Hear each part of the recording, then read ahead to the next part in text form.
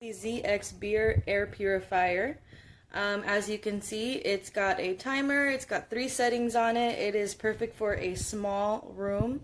There are 3 different lights. Now if you turn this on here, there's 3 different settings that you can use. This here is a small diffuser. So you can add some essential oils. You can only add it on this little part here. So you got to be careful with that. Make sure that you don't lose it. It does come with a few extras, but I do got to say that it is not very strong because it is so small. However, it does have 3 lights on there. So there's 3 different modes. There's the yellow, green, and blue. I wish there was a little bit more, to be honest with you. However, it is very, very quiet. Let me go ahead and turn it on for you guys so you can hear it. It does work very well though, I will say that. I recently had a baby, so I got this for my nursery. It's very effective. I like the fact that it has a night light. Don't like this diffuser part too much. It is very quiet though, so I can't complain. I do wish that it had more colors. But other than that, it's very effective. It's supposed to go up to 300 square feet for the room size.